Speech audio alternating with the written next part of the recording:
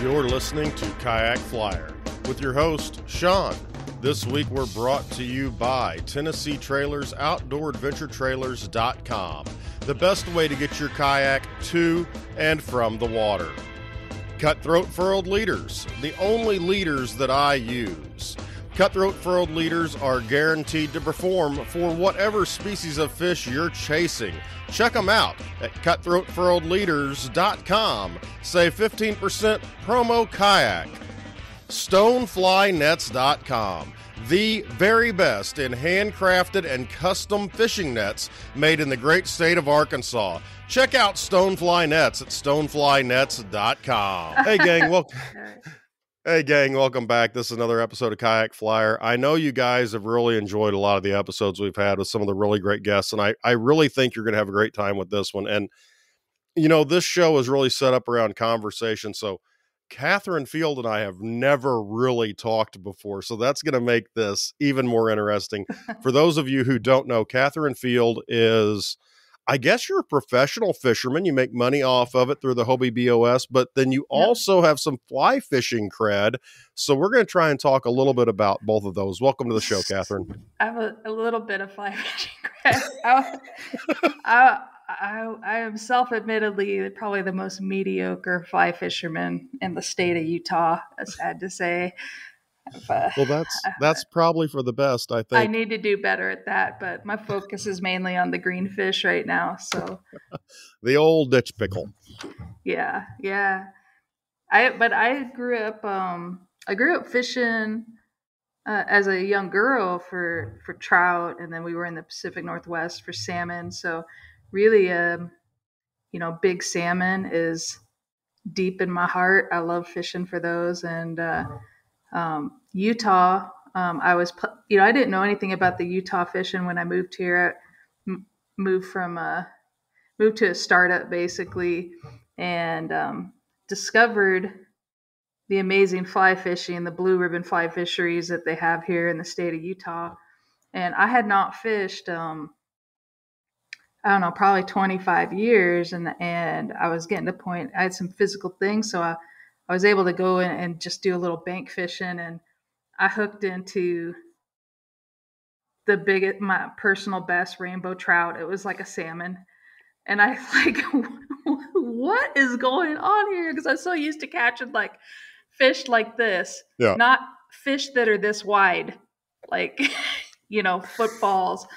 And that just blew my mind. And so I had done a little more excursions into fishing in Utah and fishing up in the Uintas and doing some of that.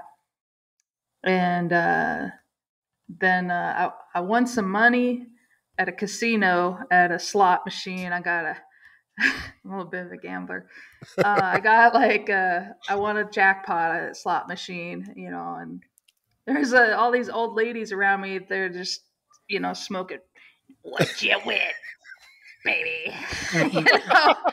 But I won enough to start thinking. I didn't have a boat. I wanted to get off the bank and chase kokanee. That was actually what I really wanted to do up there off of Strawberry Reservoir and Flaming Gorge and some of that. And I maybe try to chase other kinds of trout, maybe try and do the Green River. I don't know what was in my mind to do that. But so I bought a kayak. They didn't have any dealers or anything for what I was looking at in Utah. So I just bought it online, and it got shipped in a semi, and I had no clue at all what I was doing. And I hooked up with some people here, a Facebook group called Kayak Fishing Utah, and looking for people that knew stuff about kayaks, because I had some stuff that was missing when it arrived. I didn't know what I was doing. And it was like this very steep learning curve. And they said that they fished for bass, and I had never fished for bass. And they had said they did tournaments. I'm like, what the heck is that? Yeah. This was a sort of the beginning of 2019. I spent the winter trying to catch bass, and I finally caught one like 2 weeks before the tournament in April. I spent 4 months trying to figure out how to catch bass, and I was using old I think it was Abu Garcia rod from the 60s that my dad had or something like that. And spinning rod that I was trying to catch these winter bass on. But I did my first tournament fishing for bass in Utah down at Sand Hollow, and I caught I can't remember if I caught 3 or 4 fish. That was like amazing for me. I was so worried I was going to do terrible, and that pretty much I just got bit by the bug. So I did like the local tournaments that year, and then COVID hit. I was starting to do some of the nationals, and then about middle of the whole COVID thing in June, I decided I just going to go fish and travel and work remotely and do tournaments. And then this last year I quit my job and decided to do it full time and do tournaments and travel across America. So in 2 years, it's been a sort of a crazy ride, 2.5 years, going on 3 now. So yeah, that's wild. And just before the show, we mentioned Nick Chibaria. Yes, put us together. I love that dude. Everybody loves him. He's just so cute. You just want to put him in your pocket and carry him around. A little mini Nick. Yeah, we need to make a little bobblehead of him. Yeah, because it would be actual size. Oh, poor guy. But he's sort of the same way. He fished a Hobie BOS with a friend of his just because they could meet up, and then he won the Lake Darnell. And then went to the Tournament of Champions. So this is, and that's honestly where I met him. Yeah. And when you're talking about a way to get into competition fishing, the Hobie BOS is a great way. And I don't want to discount clubs. Clubs are a great way to cut your teeth, but the Hobie BOS is not so far out of range price wise that you can't do a couple of them a year, and they have pretty good payouts. And you've been, I guess what you said that I saw it on your social media, you placed basically in every event you went to this year. I made every championship in every series I fished this year, which is insanity, really. But I fished like 41 tournaments this year. I didn't have a lot of downtime. I might put in a little bit more downtime this year. Maybe I might up it. I don't know. We'll see what my tolerance level is. But I mean, my goal. So last year I just missed the Tournament of Champions cut just at the end, and I have had some medical issues, so I couldn't have done it anyways. But this year my goal was to try and finish in the top 30% of anglers and tournaments, and try and do enough in the angler year points to get like the top 3 of each tournament qualify to go to the Tournament Champions, and then at the end they'll fill in the next 19 or 20 and roll down spots from the angler year points of people who have not yet qualified. So you end up with top 50 anglers in the nation duking it out. And so that was my goal, was to really try and get one of those coveted roll down spots. That was a stretch goal for me. And I blew that goal way out of the water. Like, instead of the top 30%, I finished in the top 3%. And I cut some checks. I won some tournaments this year.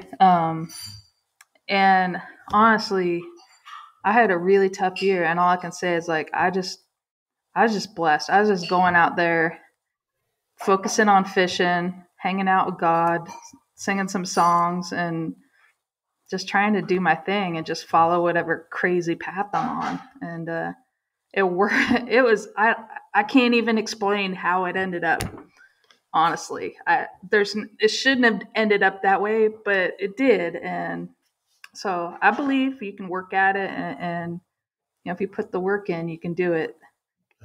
So. If you're anything like me, then kayak fishing is a sport for you, because nobody could be in a boat while I sing.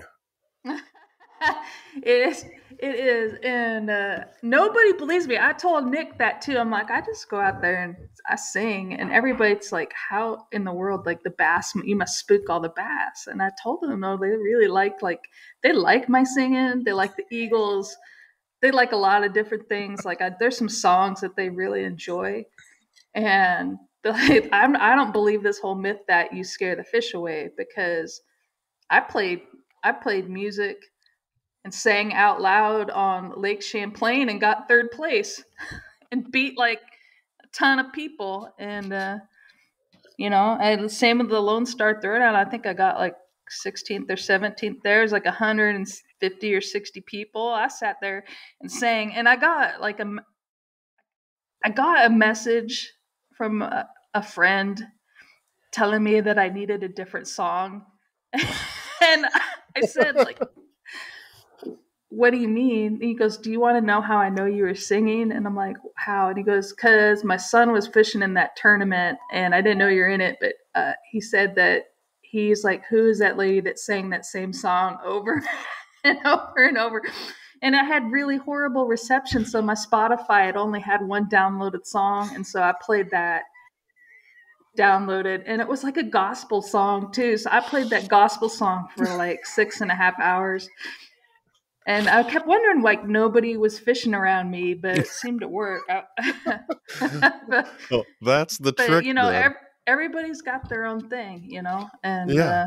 I think don't be afraid if that's what is fun for you and you enjoy it and it works. I mean, everybody's got different ways to do stuff. A lot of people will be strategic planners and do a ton of map study and study Google Earth and figure out like their strategy in their head, how they're going to do it. And I started out doing that, but that's just not for me. I don't Google Earth a dang thing, really. I I will like Google map like boat ramps pretty much like when I get there, like the night of, and figure out what boat ramp I'm going to go to. And then I just sort of figure it out. I don't like to. I feel like if I have like this idea in my head about how something should be, it prevents me from figuring out how it really is. And so I'd rather just go out there and try and figure it out for myself with what I've got than try and have this preconceived notion about how it fished in 2017 when this guy in Bassmaster won it. Yeah. Because it never is like that. And often, even by the time the tournament rolls around, it's not like it was a pre-fishing anyways. So you have to be agile. Yeah, I mean that's really interesting. I don't fish competitions. I don't know why I don't. I just never have. Mainly because there's not a fly fishing competition, and I've really only got one fishing rod that's not a fly rod. Which is it is me. But I shot a competition handgun for years, and Right you would go on. in and you would do the stages and I know what was exactly what that is because I used to have a job where ran a community for Brownells, and they were all pro shooters. yeah. Do you Yeah, know Dave Sevigny?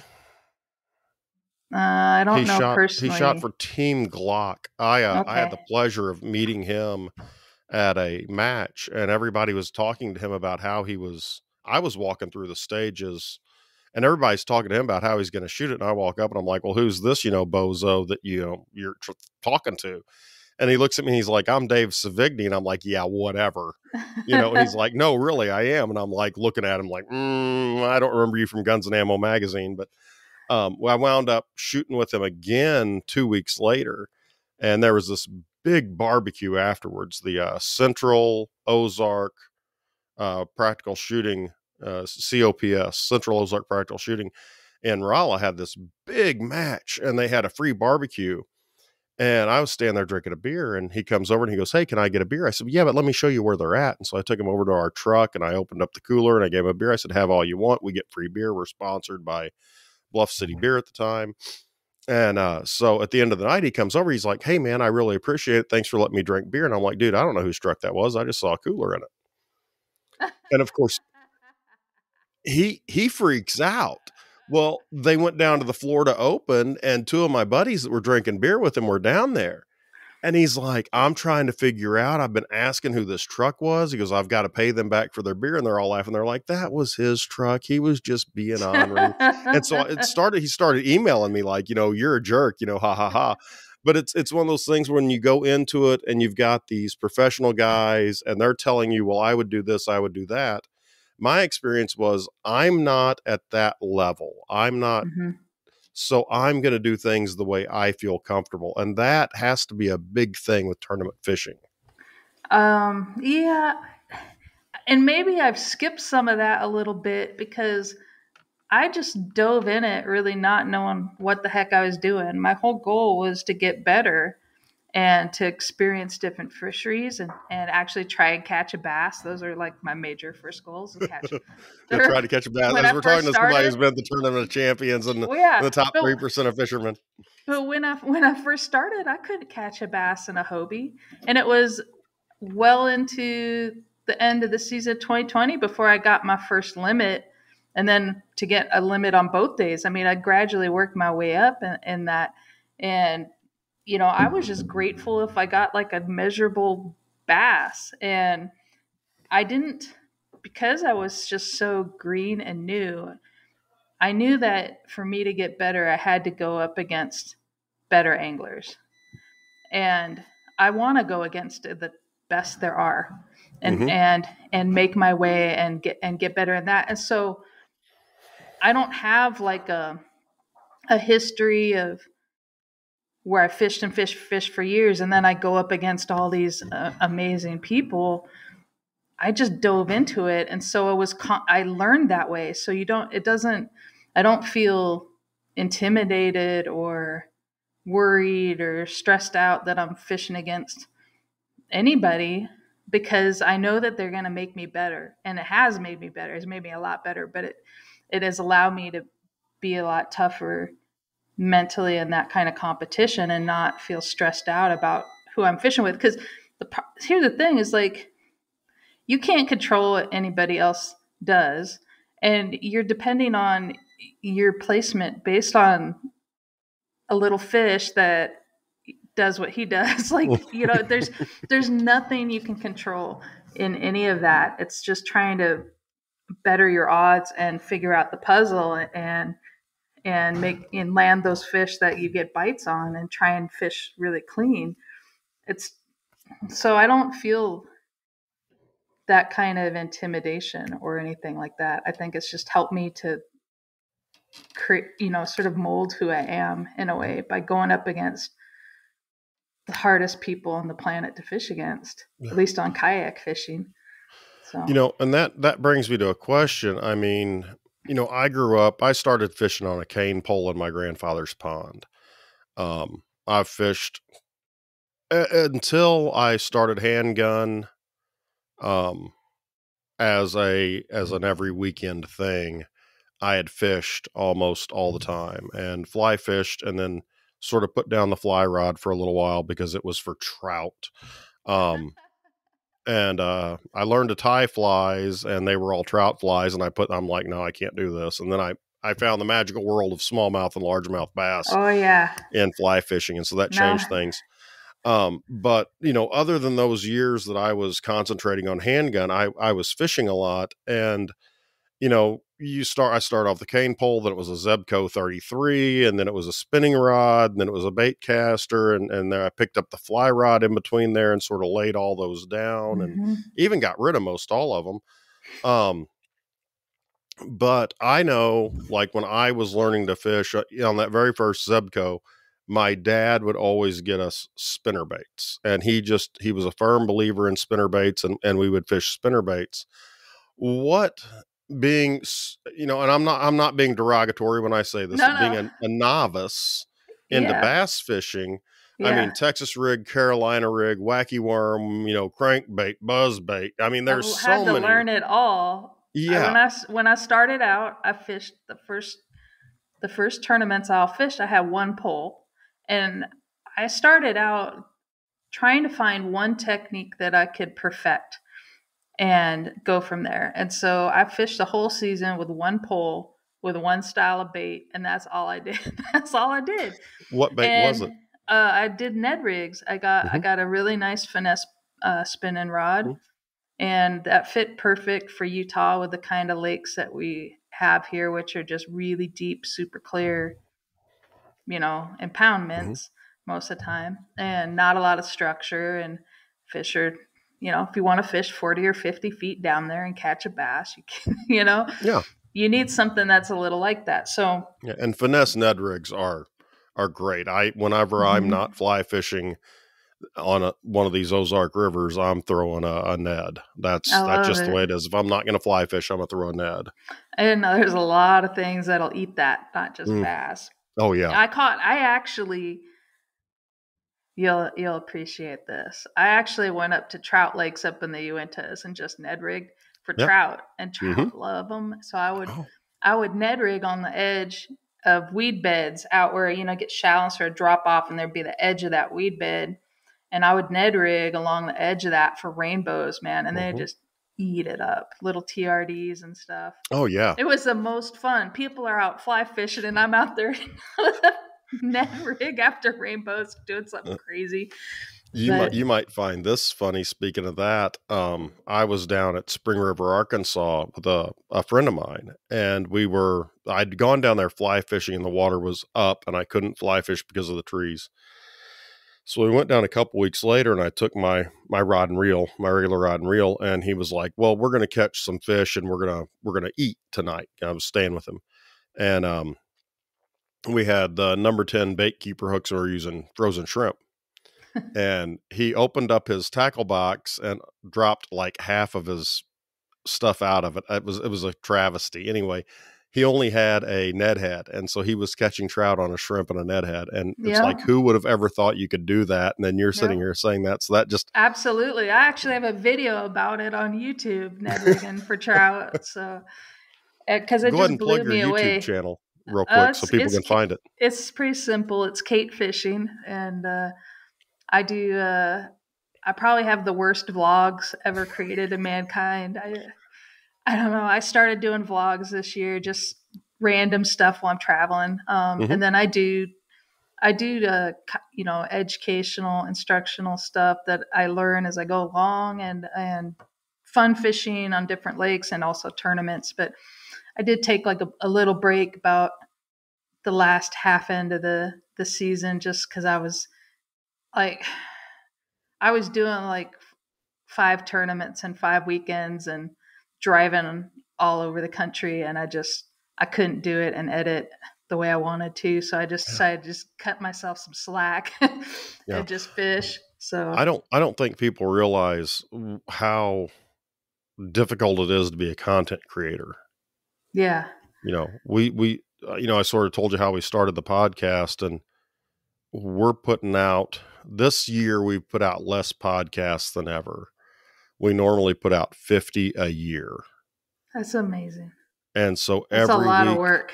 every week we get to talk to a new person. And I've got this podcast. We've just started Drinking on the Fly, which is a fly tying Yeah. YouTube show. And then I produce a Bigfoot show. So, I mean, Okay.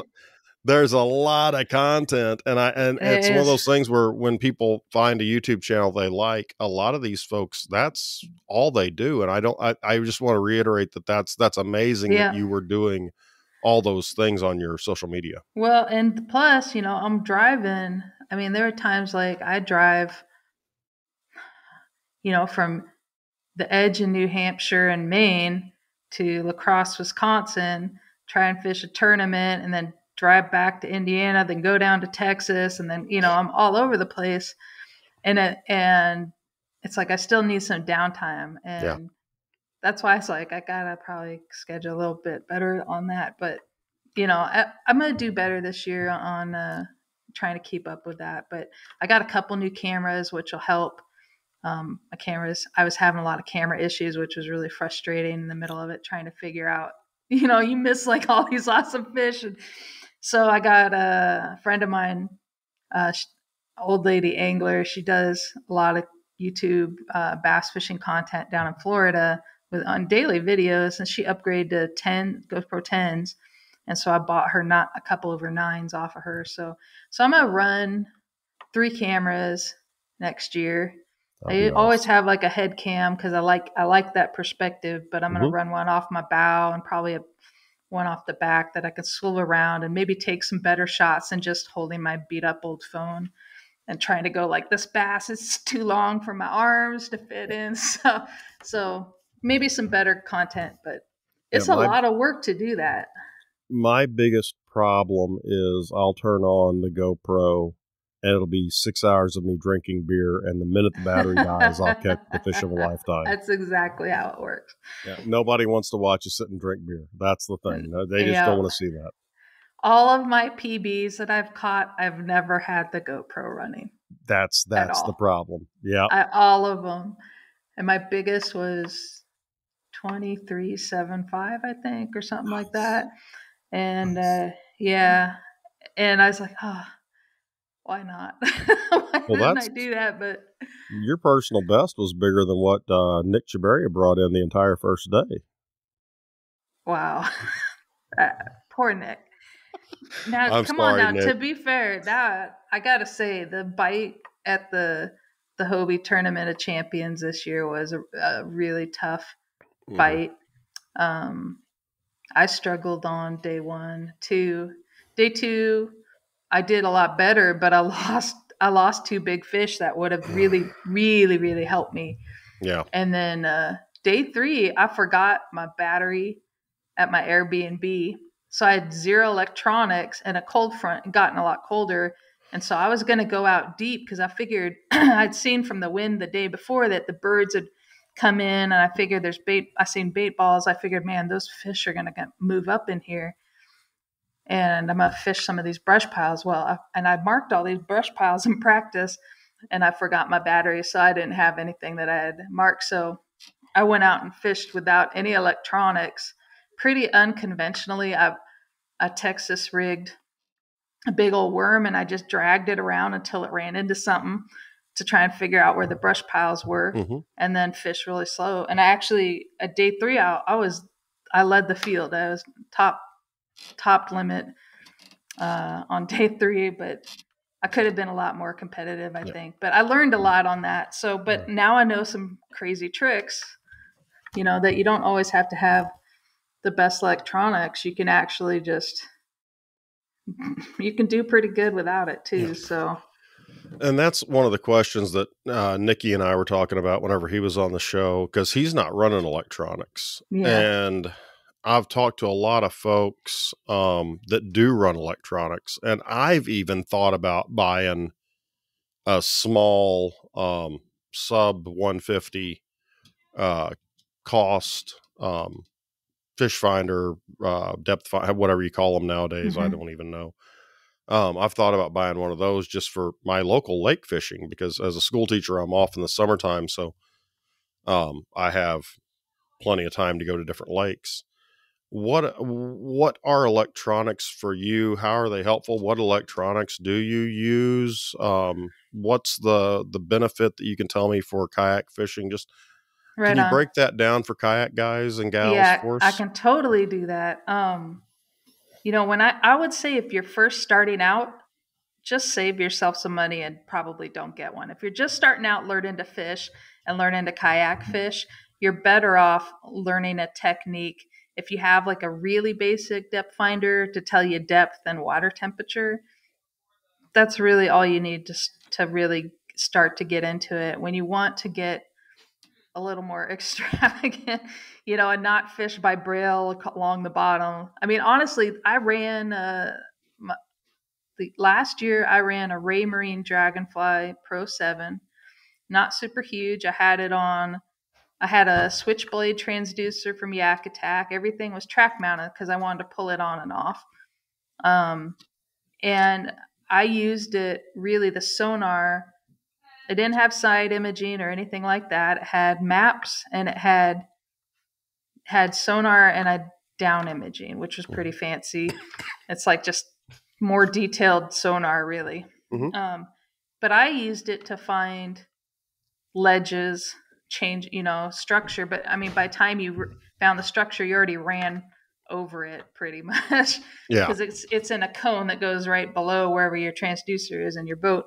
So So I learned a lot about that, about fish and structure, just finding drop offs, finding different things like that, and how to fish, and really trying to fish other structure that I could visibly see but couldn't see what was under it. I think that really actually helped me more than anything because I didn't have the habit of trying to rely on what I could see on electronics to fish. I don't.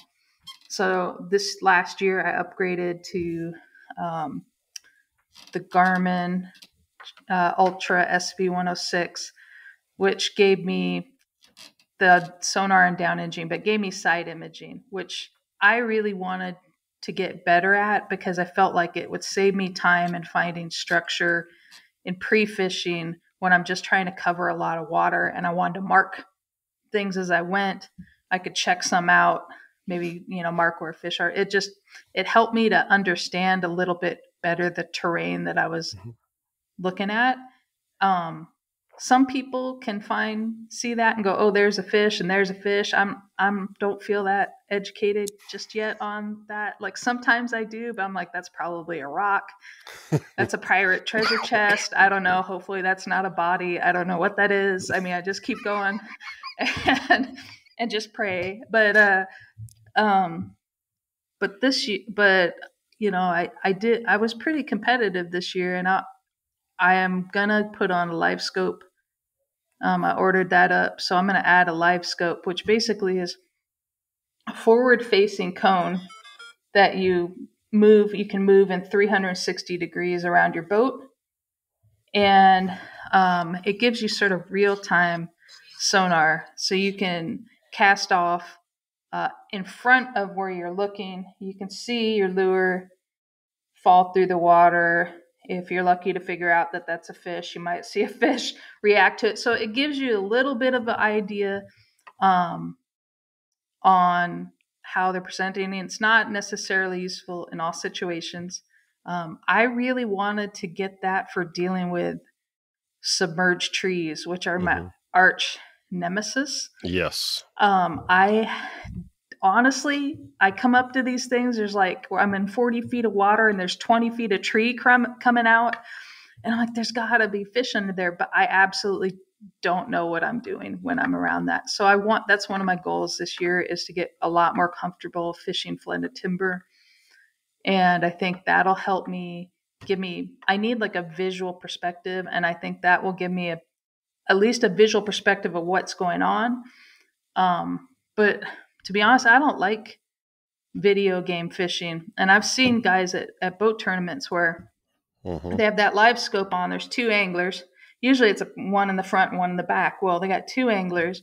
The first guy is throwing it and they're looking at live scope. And if the fish misses it, then the second guy is sitting on the bow too, throwing right where the other guy did, and just sort of video game fishing. And that's honestly absolutely no fun for me. I really want to utilize live scope in a way that complements how I fish better and allows me to visualize structure that I can't normally see in other methods. And I think that'll help me anticipate and be a little more agile in the water when conditions change, because I'll have a better idea of how they're setting up on that. But yeah, and that brings me to a question. I've asked this a couple of times. I asked Nick this too, and I think I Drew Gregory, when he was on the show, I'm pretty sure I asked him this too.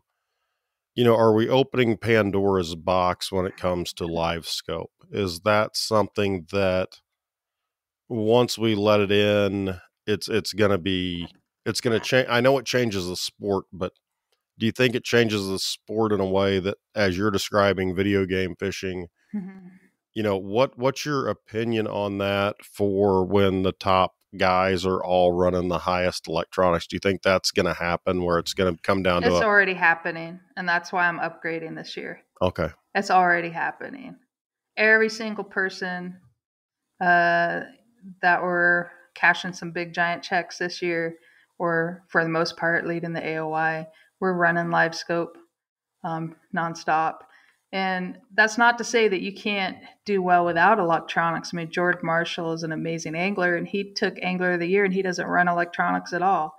So it's more to your preference. But I think because when you were fishing, like I'll fish like the Hobie was 9 or 10 tournaments in the series, and I fished all of them except Seminole. I had to leave in the middle of it. But when you're fishing such a varied amount of fisheries of all kinds of different styles, to me, it's just another tool in your toolbox. But I feel like if you rely on that, that's how you learn to fish. Is you look at something and see a digital fish come after it, and you're trying to get your digital lure and get the digital fish, get your digital lure. I think to me that cheapens the experience of what I enjoy fishing. What I enjoy about fishing, which is really being out there in nature and hanging out and chatting with God and singing songs and casting and trying to figure out that puzzle and just enjoying the moment and enjoying the present. I don't want to have to sit there and stare at a screen. You miss so much that's going on. And part of that enjoyment, like I love to watch the birds. I love to watch all the wildlife that goes on around there. And I don't want to sit there and have my world controlled by a 10 or 12-inch screen and have that determine how I'm going to fish. I think it limits you up here in trying to problem solve very difficult situations and changing conditions. If you, I don't know, it's the same reason, like if you're going to do tournament fishing, why I feel like going up against the hardest people, the hardest anglers there are, helps you. Because to me, like if you just operate on live scope all the time, it's like sitting in your same honey hole all the time and never trying a different lake.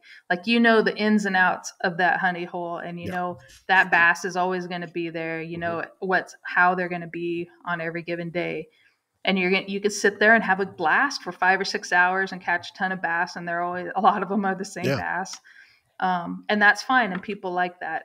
But to me, I do this for the challenge, and I'm gonna put live scope in my boat, and I feel like for me to competitively fish, like that's a tool I need to have. And will I be relying on it? No.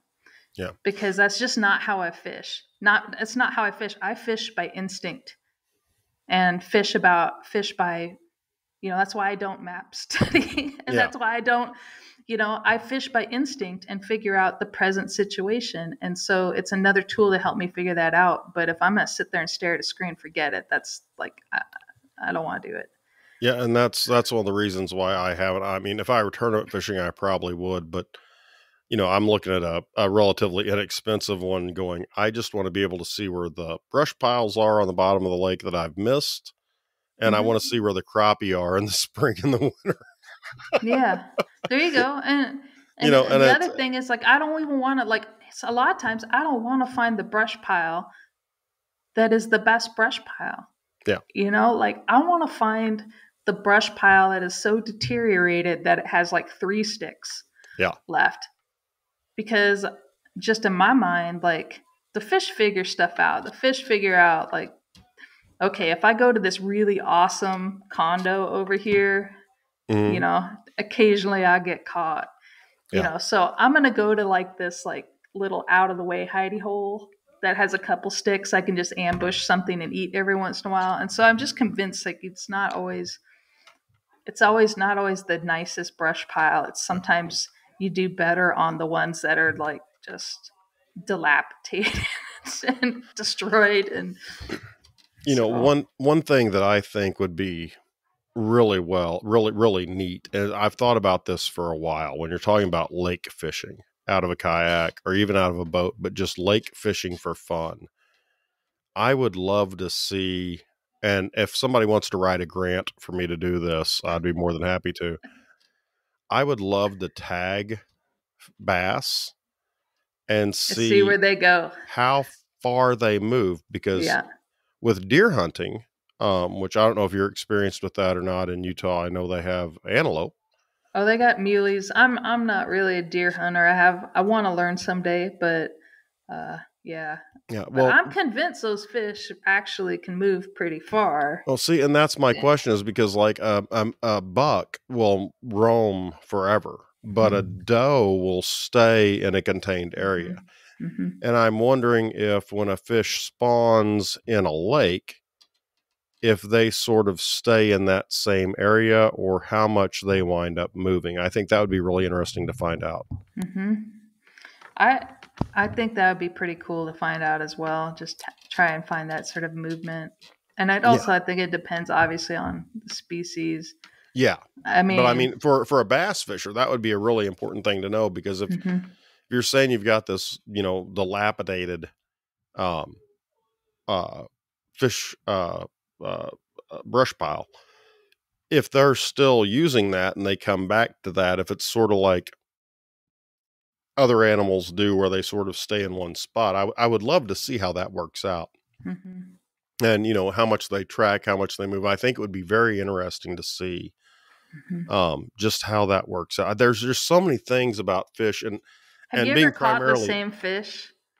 yes. Yeah, I have too. I've caught the same bass one. I've caught one bass twice in the same month, which sucked for one of these tournaments I was doing because you couldn't have the same bass twice in a month. Oh, But it was a massive bass and it had very no. distinctive markings, so I knew it. And that just always trips me out to catch a fish that's so recognizable a second time and One of see the it. rivers, one of the rivers that I fished religiously when I was teaching out in Bullinger County, um, I would go out and I would always stop at this one spot and I would every couple of weeks I would catch this same fish. And the conservation agent stopped me and he came out and he had a rookie guy with him and he was talking about, he goes, fly fishermen always have a tag. He goes, because they can't lose, a nice fly rod. And so they stood there and they said, why are you fishing here? I said, well, there's a fish here. I said, it's smallie. It's about 16 inches. I said, I catch him every couple of weeks. And they're like, oh, you're full of shit. I'm like, no. And so they walk back to their truck and I hook into them and they stop on the low water bridge as I'm pulling them in. And I pull them out and the young guy goes, are you going to eat that one? I unhooked it and tossed it back. I said, no, I'm going to catch it in 2 more weeks. And I turned and walked down the river to go back down to where I fished. But I knew there was one really There's nice one that fish hung there. out there. About every 2 weeks you could catch him. Yeah. And it was just funny because he just hung out there and a flood came through later that year and he obviously moved. But there was a stretch where every 2 weeks for about 8 weeks, I was catching him every 2 weeks. And it was fun. It was neat. It was like, oh, hey, there you go, buddy. And you toss him back in there. And so it becomes interesting when you start to look at it at that point. There was a guy I ran into on Lake Hartwell that was telling me a story. He's like, yeah, if you go up this way, there's a bass there that if you miss her the first time, she'll actually give you a second chance. And I'm like, how many times have you caught that bass? She goes, a lot. He goes, Yeah. I always miss her on the first one, but she gives me a second chance, and it's like, oh, that's pretty cool that some fish have even that kind of personality. But Yeah, and they have a reputation. Everybody knows that fish, mm-hmm, mm-hmm. And it's fun. I think fishing is one of the few things you can do, as you were talking about, sitting there and looking around. And I would like to extend you an invitation if you ever want to come over to. Well, it'd be in Arkansas. It'll be the Buffalo River in Arkansas. I think you I would want love to it. do that. Oh, I I do want it to every do the year. buffalo so bad. I do it every year. I drove over like a canyon over it on the way to Dardanelle, and Mm-hmm. I saw that and I was like, I need Now, to fish that there's one place. rule. There's one rule. No video. You've got no. No, you have to bring an 8-weight fly rod Okay. for the gar. Oh. You're right. going to see probably 75 to 100 gar in about a No quarter-mile kidding. stretch. No It kidding. is, and smallmouth are amazing. But if you like to look at nature, I do, and that's gorgeous. I couldn't believe how beautiful. And that's the other thing about these things about doing all these different tournaments. And I did one of the series I did this year was the All American Kayak Series, which was more Midwest. And the reason I did that was it was lakes and rivers that I would never have any Mm-hmm. idea existed, let alone like Lake Wilson in Kansas. I would have never gone to go fish in Yeah. Kansas. I never would have understood the fisheries in Kansas whatsoever. I mean, it's something you always think you just drive right through. That was the most amazing lake. It's one of my Mm-hmm. top favorite lakes in my life now because I'd be out there and I'm throwing up catching monster smallies, and then these big schools of shad would erupt, and these huge stripers and huge wipers are, now I'm like, now I don't want to fish for smallies. I want to fish for 20-pound stripers that are Yeah.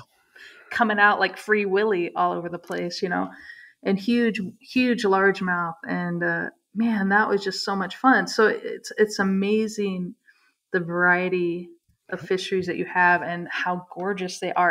And also, if you go to some tournaments that go to the same lake or the same body of water, consecutively year after Mm-hmm. year, and it's amazing to me how much things can change in a year. Yes.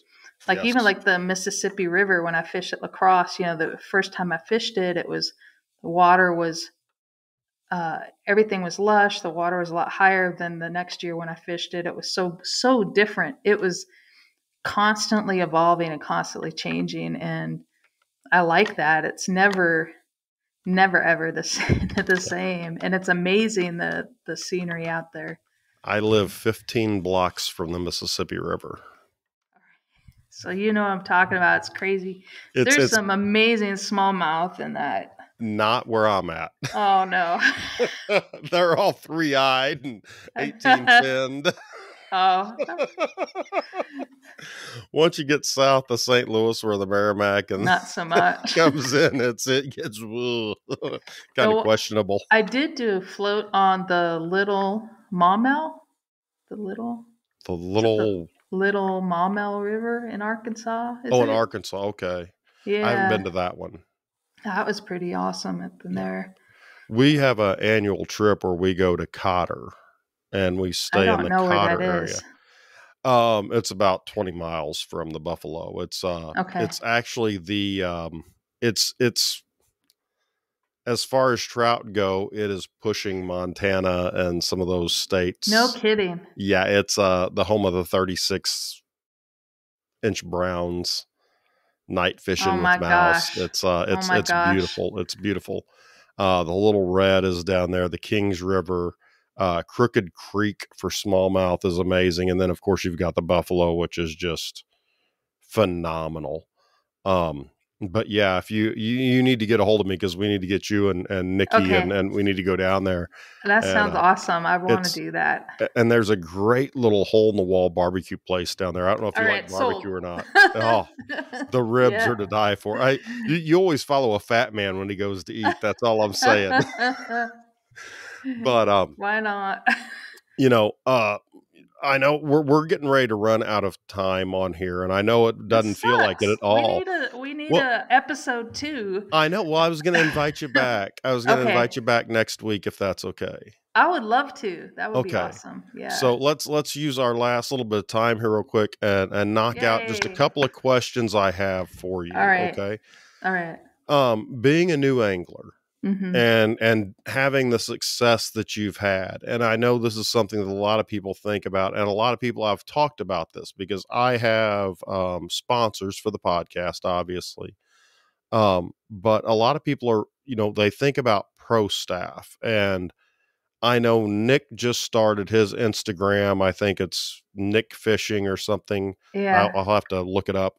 Sorry, Nick. I'm sorry about that. But have you, with this recent success, been approached by anybody, or is that something you have to do, or even that you're interested in doing? Because Nick had to start an Instagram, and Nick is anti-social media like crazy, which he doesn't mind me saying, but he's having to do some certain things because he does new canoe, and he was the only new canoe guy, I think, in the Tournament Champions. What kayak do you fish, and has anybody reached out to you about that? I'm on the Hobie regional fishing team. Okay. I wasn't a native Titan. And end of last year, the Hobie reached out to me and asked if I'd be interested in fishing on the Central Regional team. And so that I transitioned over and I fish for them. And I've enjoyed that, honestly. The Central Region, the reps covers like 21 states.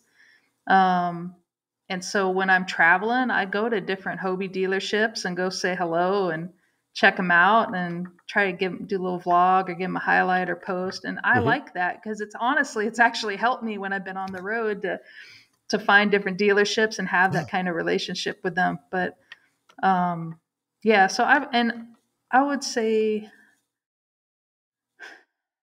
I've been approached on some things. My thing is I don't want to represent something that I don't actually Mm-hmm. use Yep. and that I don't find value in, because I don't feel that's authentic and truthful. And I want to be truthful in what I'm doing. Yep. So I got approached this after Champlain. I got approached by Dobbin, so I joined the Dobbins team over there, and um, Omnia has been a big supporter of mine. And I would say, if you're looking to get involved with a company like somebody like Omnia, is a great chance. You can start making fishing reports as an ambassador for them, Mm-hmm. and what you put in is what you get out, honestly. Yeah. And I put in a lot of work for them as far as traveling around the country and doing fishing reports, and I love what they do. I love their approach. They're made for novice anglers, honestly. But they have everything you need to be a tournament angler at the Yeah. same time. So you can put in a fishing report. I think I got like 65 reports or something crazy like that. And I'll put in what I'm using, what I've fished on that lake, and what was successful and what time of year. And so if you're going to go travel to a lake or you want to get into it and you're not sure, you can go and look up that lake. And if there's a fishing report, you can find what they did. There's pictures, there's links to what they use. You can go get the same stuff. And it takes a lot of the guesswork out of it when you're just starting, and saves you a lot of money, so you aren't blowing money on every pretty thing like Yeah. I do. Yeah. So, Well, I like to buy things because they're pretty. yeah. But I, yeah, I've been approached, but there's also people that have approached me and I've turned them down because it's not.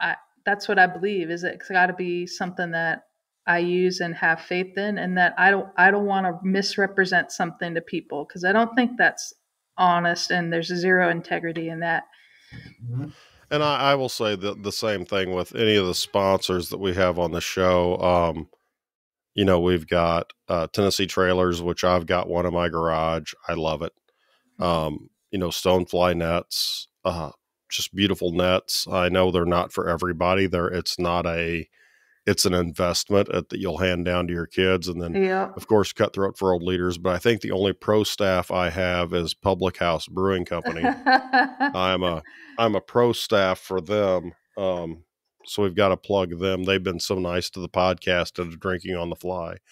But yeah, it's one of those things where I don't think people understand. One of It's my a lot of friends, work. It's a commitment.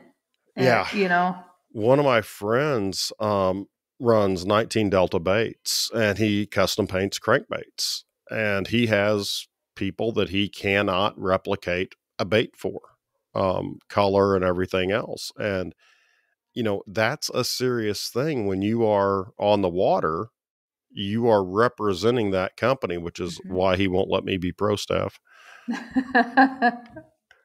But, it's a lot of people think that it's, oh, well, somebody's just going to give me something for free. And it's not. And that's one of the things that I always try to talk to folks, because I want that to be understood, that it's not you're getting something for free. No. It's not that somebody's giving you something. You're out there and your behavior is seen by all of those folks, and lucky enough, my sponsors don't listen to the podcast, so I'm okay.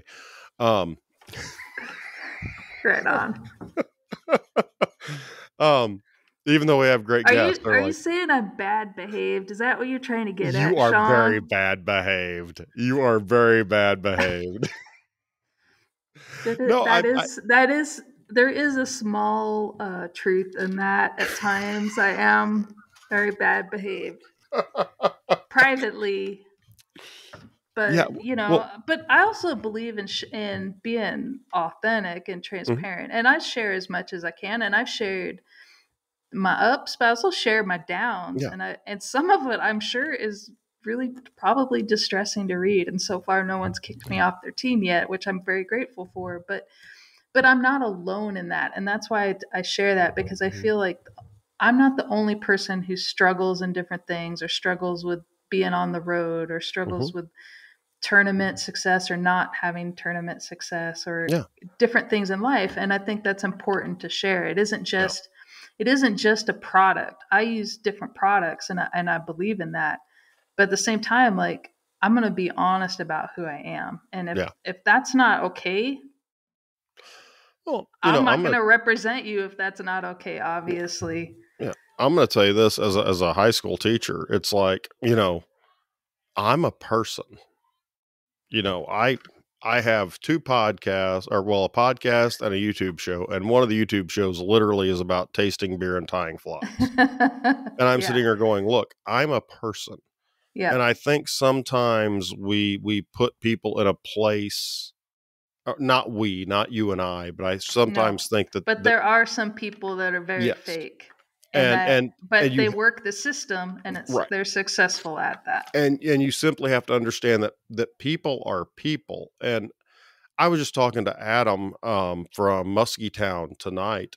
He's going to come on the podcast in January, and he and I were talking, and we had a really great conversation. But it was sort of where we're talking about now. It's sort of this idea we're all people, and we can't run people off from the sport by pricing them out of it, Hmm.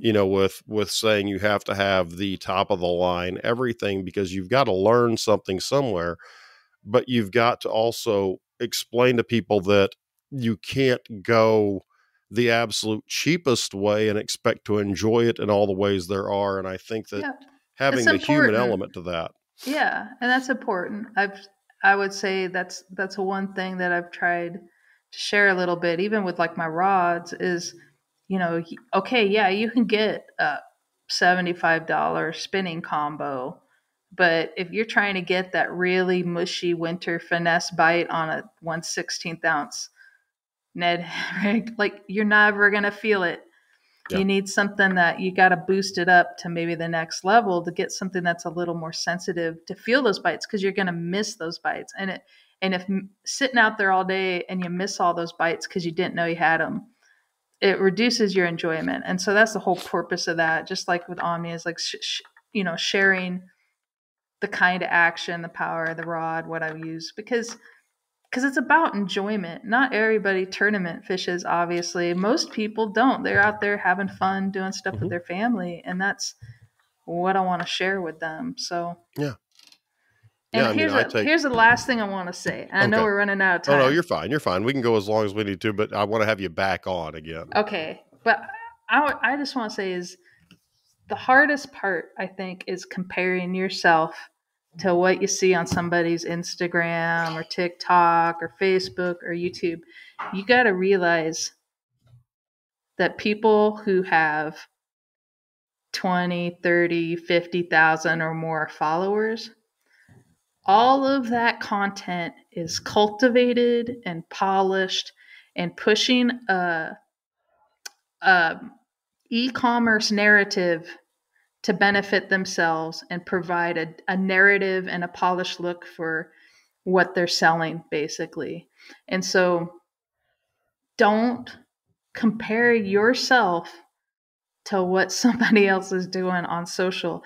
because it may not be actually an accurate representation. And I think it can be really self-damaging to people who maybe don't want to take that leap because they don't think that they are good enough, they don't have the right kind of gear, or they can't compete against somebody like that. And the truth is, you can compete against somebody like that and you can kick their behind. You don't need Hmm. the fanciest equipment. I mean, I just for example, I fished last year I fished in the the kayak. I don't know if you know the kayak bass bracket Mm-hmm. tour.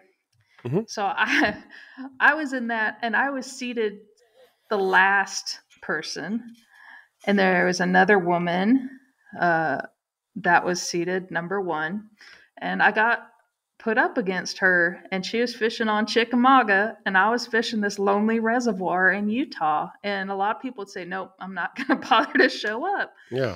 But I beat her, and you don't have to. You just have to believe in yourself, and don't compare yourself to a narrative that's out there. Everybody's on a trajectory, right? And Mm-hmm. so I can't compare myself to some place that Drew Gregory is right now, because Drew Gregory's been fishing rivers for a kabillion years in Yeah. eternity and knows the ins and outs of it. And it's like, if I still had that same, it's like I'm back here where Drew Gregory was like 6 years ago, Yeah. and I'll be farther along. So you have to compare yourself. If you can compare yourself to anybody, compare yourself to yourself where you were 6 months ago or a year ago or 2 years ago. And then you're going to find out how much you've actually progressed and how much you've improved. You can't do it. Don't compare yourself to social media posts. So Yeah. there's my Yeah. rant. No, I mean, it's no secret on the show. I've got a 17-year-old who fly fishes. I don't have favorites. My 13-year-old, she likes to bake, and I'm fat, so we bake together. And my Right on. 11-year-old, he likes to fish, but he likes to magnet fish. So we've found all kinds. Oh, He's got that's me so many awesome. brand new lures. Oh, I love him to Those are death. some great, I've seen some videos like that. It made me Yeah. want to just magnet fish nonstop. But I don't let any of them have Facebook, Instagram, Snapchat, TikTok. They don't have any of it. I mean, they can watch YouTube. Yeah.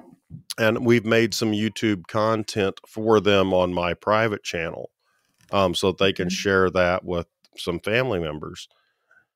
But social media, in my opinion, if it weren't for this podcast, I would not have social media. Just because exactly what you're saying. It is. There's a narrative. It's constantly a narrative that's getting pushed. And if you don't, I think for children especially, they don't understand that.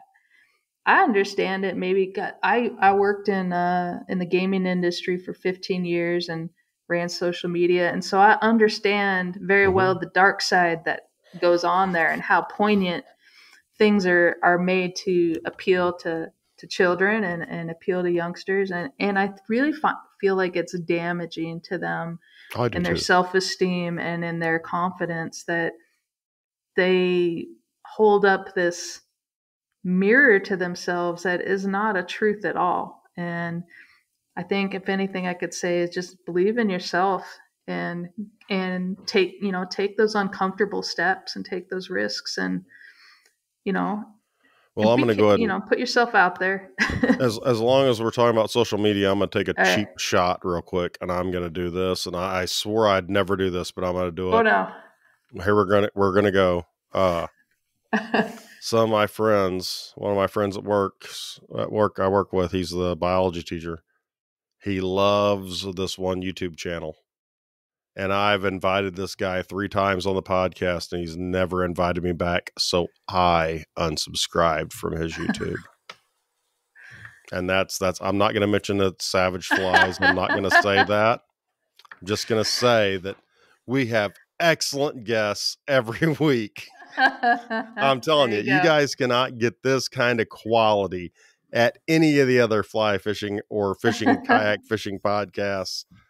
And, I'm telling you, we have the best guests, and you are a prime example of it. And let's continue this next week. I would love that.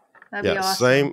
same time, if that's all right with you. Yeah. Let's continue this, because I have so many more questions to ask you. All right. And I like being chatty, obviously, so it's perfect. Well, hey, I love it. My listeners love it when I don't talk. So, Kathrine, this has been great. Do you have any speaking of the social media, do you have anything people can follow you on? Can you give us the name of your YouTube and whatnot so people can follow your fishing? Kate Fishing on YouTube, and I'd love some subscribers there if you'd like to subscribe. I've been working at that for a while, and I'm sorry about the vlogs. I apologize ahead of time how terrible they are. My last episode was about making custom homemade dog food, so if that's your thing, I got video for you. But yeah, so Kate Fishing on YouTube, and then Kathrine_Field on Instagram. I have a Kate Fishing on Facebook as well, but or Kathrine Field on Facebook, but Instagram and YouTube are sort of my primary focuses. We'll get both of those out with I'll get on those, but then Okay. when we drop the video, because we pre-record this for the folks that don't understand that at home.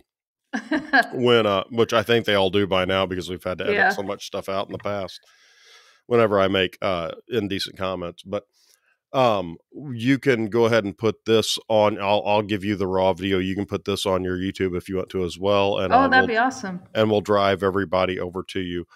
So I'd guys, love it. I'm close to getting 1,000 subscribers.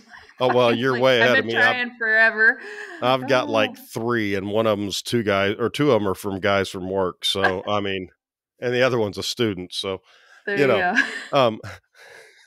We've got a great Instagram though. Whenever I remember to put stuff on Instagram.